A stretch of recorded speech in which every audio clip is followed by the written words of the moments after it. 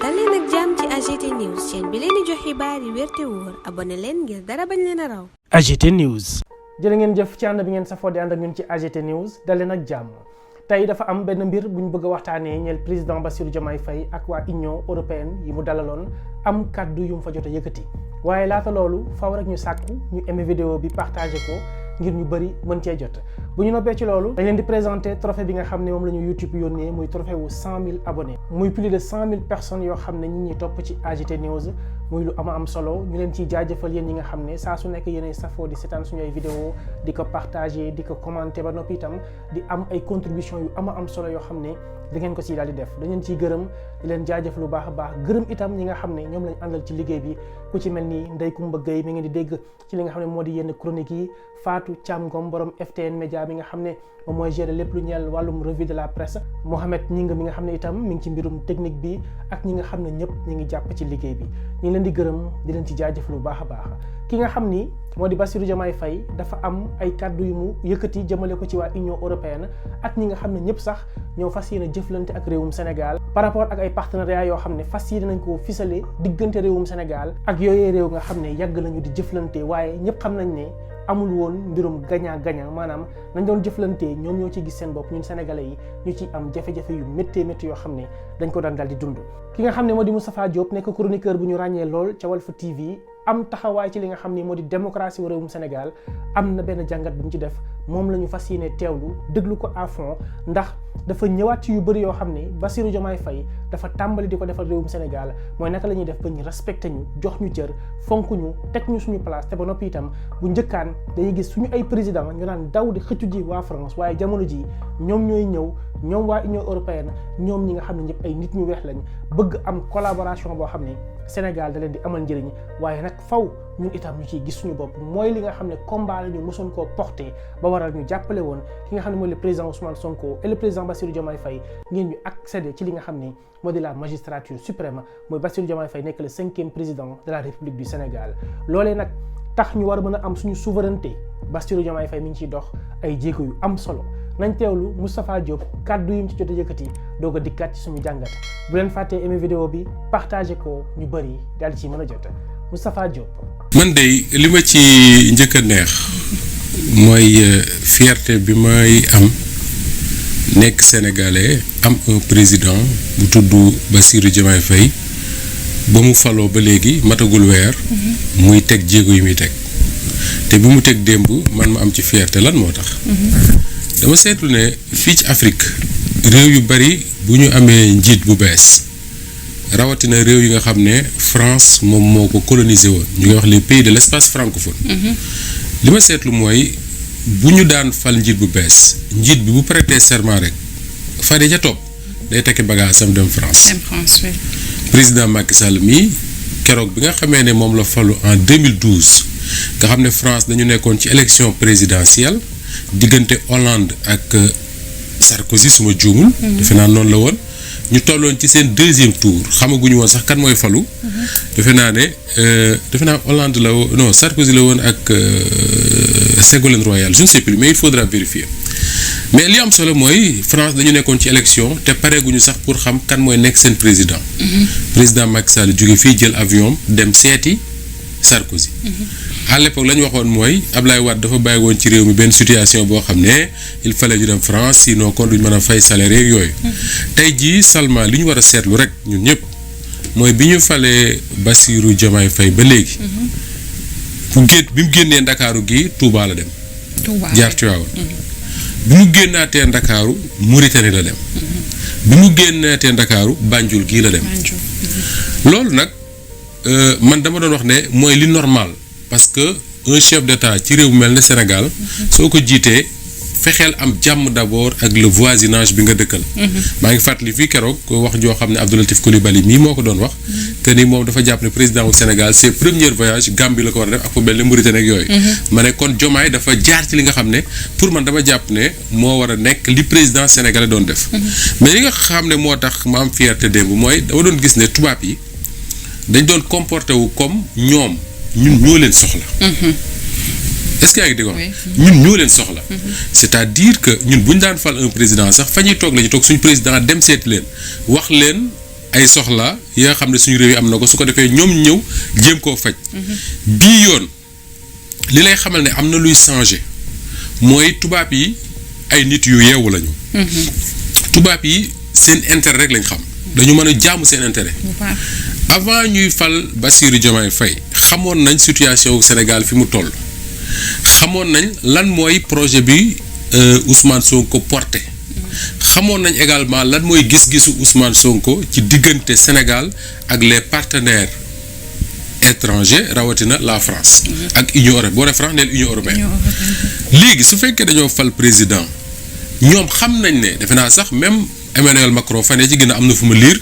mu ne invité na Bassirou Diomaye ak Ousmane Sonko pour ñëw seet si ko. mais boobu ba léegi dama gis ne muy Bassirou Diomaye di Ousmane Sonko xoromaluñ invitation en tout cas dégguma ñu wax ci. am na président yoo xam ne bu doon ñoom su tweet bi wàccee ne invité na leen. ca saasa la ñuy woo seen kii ne leen defal leen avion bi na tàkk ñu dem. mais ñii tontuwuñ leen. ba mu tax ki nga xam ne mooy Charles Michel di président du conseil européen jóge Europe ñëw fii ci Ndakaaru. su fa jógee ñëw Ndakaaru moom président du conseil européen la mais na la leer ne nu mu tudd Emmanuel Macron ak ka jiite Allemagne ka jiite Italie ka jiite feneen ak feneen ak Espagne ñoom ñoo koy sant ne ko na fa dem. parce que du déplacé wu rek parce que dafa ko neex mu déplacé wu. pourquoi parce que Union européenne dafa am ay intérêt yu bare ci Sénégal te rawatina ci wàllu pêche. ak seen bateau yi nga xam ne ñoo nekk ci suñu waax yii di fi def lu leen neex. suñu déggee discours bi nga xam ne moom la Bassirou Diomaye Faye def. te plusieurs fois ci conseil des ministres ñu dégg ñu ne dinañ auditer les contrats yi nga xam ne moom la. régime Macky Sall signé woon dinañ nangam. suñu déggee loolu dañ naan nag nañu sol suñu dàll. dem seeti ko su déggee parce que li leen tax a jóg mooy bu ñu ñëwee jéem ko rassurer. wax ko ne ko ñun lii ak lii am beneen boo xam ne man dama ci fier te démb laa ko lire. sur la page de la présidence de la République et man dama jàpp ne lu am solo la. mooy bi Bassirou Diomaye Faye waxee ne coopération wala partenariat. repenser et rénover. xam nga wax ko sax. waaw mais dafa am leneen loo xam ne daf ko wax ci biir mooy moom dafa jàpp ne entreprise yi nga xam ne ñoo nekk ci diggante France ak Sénégal parce que là il faut simplifier ba ñu wax Union européenne muy compliqué dañuy wax France ak Sénégal. entreprise yi nga xam ne ñoo nekk ci diggante France ak Sénégal. am ñoo xam ne ñi ngi fii ci Sénégal di fi liggéey yaakaaruma ne ay entreprise sénégalaise am na France. su fa amee aussi lu néew lay doon te la ñuy gagné pratiquement c'est multiplié par zéro. mu wax lu am solo daf ne. moom laa dafa mel ne inspecteur des impôts mooy wax quoi. moom Diomaye Faye daf ne entreprise bu nekk moom li mu gëm mooy fa muy produire richesse fa la war a fayee impôt. je sais pas ba xam lin nga loolu fa muy produire richesse fa la war a fay impôt. te loolu li tax sénégalais yi war koo déglu war ko cee jàppale bu baax a baax. mooy bi Macky Sall nekkee président wu Sénégal am na coow lu fi jugoon. dañ doon wax ne entreprise u française yii nekk ci Ndakaaru gii. du ñu fay impôt ci Sénégal. France lañ koy fayee. parce que dafa am benn lëkkaloo ma mën koo tuddee benn convention bu ñu signé. diggante France ak Sénégal qui dit que entreprise u France mën na di produire richesse Sénégal di fayee impôt ca France. entreprise u Sénégal mën nay produire richesse ca France di fayee impôt ci Sénégal mais loolu boo ko signé ak tubaab yi mooy dan lay nax. ba pare yow ngay nax sa bopp. parce que entreprise u Sénégal buy produire ay richesse ca France. man day gisuma. xaw ma su amee merci Salma. même bu amee tolluwaay yi moo bokkul. léegi boo liiree Bassirou Diomaye Faye li mu wax. daf ne moom dafa jàpp ne wala boog ñoom waa régime bu bees bi. dañoo jàpp ne ñëpp ñi nga xam ne ay entreprise lañ fa ñuy produire richesse. fa nañ war a fayee impôt mais loolu ñun Sénégalais yëpp waroon a jóg. ne ko ndokkale. te dana la ci jàppale pour loolu am. parce que entreprise su France yi su fekkee ne ni ma ko déggee noonu la amee que ne duñ fay impôt fii ci réew mi mais loolu. perte bu bari la ci réewum Sénégal. xoolal ñi ci autoroute bi xoolal ñi ci téléphonie bi xoolal ñi ci supermarché yi xoolal non seulement suñu doom yi nga xam ne ñoom la ñuy recruter di leen liggéeyloo mooy ñu yor station service par exemple parce que man saisir nañ ma plusieurs fois pour ma wax ci seen situation. ñoom ñu xam ne ñoom la ñuy liggéeyloo déjà boo déggee ñu ne kii de entreprise bi muy liggéey waa France ka moom. Salma lan ngay njëkk a xalaat soo déggee rek tey jii nga toog ñu ne Moustapha Diop day entreprise bi muy liggéey léegi waa France ka moom looy njëkk a xalaat. kii de am na xaalis. oui traitement bu baax lay am. day am salaire bu baax day am lépp. laajal sénégalais yi nekk ay pompistes ci yenn station yi. laajal sénégalais yi di liggéey ci supermarché yi. tubaab yi moom laajal sénégalais yi ne ci feneen ak feneen ak feneen tanewuñ la tanewuñ ma. ils vivent des situations extrêmement difficiles. parfois bu ñu la waxee niveau de salaire bi ñu am sax da ngay jaaxle ba pare boole ceeg ay heures de travail yu impossible maanaam ni ko wax dafa ma woo daanaka dama jaaxle quoi mu ne ma même bu fekkee da nga am xew boo bëgg a dem. wala comme màggal wala dara da ngay anticiper liggéey jour boobu pour wut ko la mën a remplacer beneen sinon du mën nekk. imaginez des gens yoo xam dañuy ñëw ci station service 6 heures ba 0 heure. c'est de l'exploitation. exact waa léegi ñooñu buñ ci boolee duñ fayee l'impôt ci suñu réew mi léegi ban njëriñ la ñu amal. benn. emplois yi ñuy créer c'est des emplois finalement précaires emplois yoo xam ne da nga waroon a yaakaar ne emplois yi mooy emplois yi gën a dëgër ci réew mi. c'est des emplois finalement précaires. boole ceeb ñu ne la bu ñu waree fay l'impôt duñ ko fayee suñu réew yi seen réew la ñuy dem fayee ko fa. mais ñooñu lan man je veux bien qu'on m'explique à part occuper ay terrain tabax fa ay magasins wala ay stations lan la ñu jariñ. ban njëriñ lañu te boo demee France tey. seen kii yi nekk fii. mais amuñ seen junni xel. xalaatul di traiter seen employés français yi ni ñuy traiter suñu employés yi nekk fii. même un sénégalais bu dëkk Sénégal gi juddoo fi yaroo fi dem France am fa nationalité. ñu jël ko muy liggéey seen magasin yooyu duñ ko traiter ni ñuy traiter ñii. waaye léegi ñu koy traiter suñu doom yi nekk fii. ba pare boole ceeb duñ fi fay l'impôt moo tax quand j'ai lu ça. ci li Bassirou Diomaye Faye waxtaan ak tubaab boobu. dama ne macha allah alhamdulilah. lii yàlla na ko ci yàlla jàppale ba am ci résultat. parce que. milliards yi ci nar a dugg mën naa tabax lu bëree bëri ci réew mi. moo tax ma ne ce qui s'est passé hier yal na Diomaye bañ a soppi. sa façon de faire muy continuer di ko def et gëm naa ne dina tax tubaab yi respecté ñu. gën ñu respecté su fekkee respecté wuñu woon. et dina tax ñun ñu am ci njëriñ parce que seulement bu la ci kenn nax. wolof moo ne sama benn maam moo wax dara mu ne ku xamul ñaata ngay jariñ nga xam ñaata ngay jaay sa bopp. su fekkee am nga njëg. mais li gën mooy bañ am njëg. gis nga tubaab bi buñ la xoolee nga xool leen les yeux dans les yeux. ñu xam ne yow mii tu les regardes les yeux dans les yeux. loo bëgg ci ñoom na nga koy am te beneen bi mooy. suñu président yi nga xam ne ñoom ñoo fi jaar. muy Senghor Abdou Diouf Abdoulaye Wade dans une moindre mesure. Abdoulaye Wade mais Macky Sall surtout c'est des présidents yoo xam ne dans leur tête.